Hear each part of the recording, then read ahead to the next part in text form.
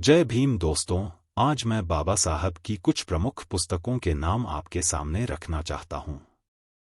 पहली पुस्तक है कांग्रेस और गांधी ने अछूतों के लिए क्या किया, दूसरी है पाकिस्तान पर विचार, तीसरी है श्री गांधी एवं अछूतों की विमुक्ति और चौथी है रांडे, गांधी और जिन्ना।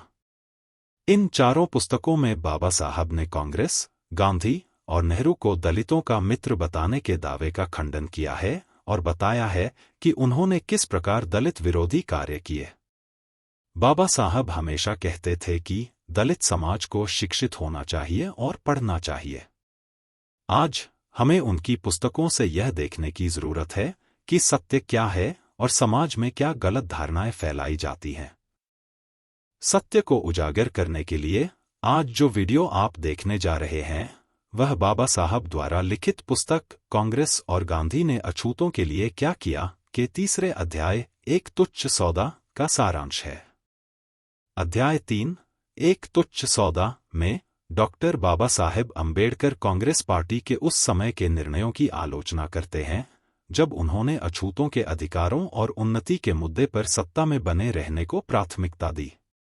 इस अध्याय में कांग्रेस द्वारा अछूतों के साथ किए गए व्यवहार का वास्तविकता पर आधारित एक कठोर विश्लेषण प्रस्तुत किया गया है।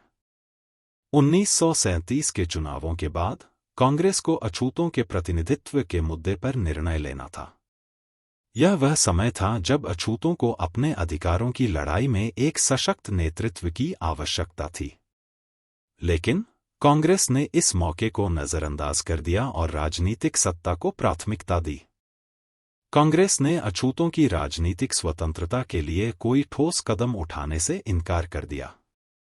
अछूतों के लिए अलग निर्वाचन क्षेत्र की मांग को ठुकरा दिया गया। कांग्रेस का मानना था कि अछूतों के अधिकारों को सुनिश्चित करने की आवश्यकता नहीं थी क्योंकि वे केवल एक छोटी और असहाय जाति थे। इस तुच्छ सौदे के परिणामस्वरूप अछूतों के लिए सामाजिक और आर्थिक सुधार के अवसर बंद हो गए। कांग्रेस ने अपने राजनीतिक लाभ के लिए अछूतों की आकांक्षाओं को कुर्बान कर दिया। इससे यह स्पष्ट हुआ कि सत्ता के मोह में कांग्रेस ने सामाजिक न्याय और समानता के मूल्यों को दरकिनार कर दिया। यह अध्याय हमें यह सोचने पर मजबूर करता है कि कांग्रेस का नेतृत्व, जो स्वतंत्रता संग्राम के प्रतीक के रूप में देखा जाता है, ने कैसे सत्ता के लिए नैतिकता की बलि दी। यह एक सख्त याद दिलाता है कि अछूतों की उन्नति के लिए वास्तविक प्रयास किए बिना कोई भी राजनीतिक सत्ता सिर्फ एक तुच्छ सौदा ही है।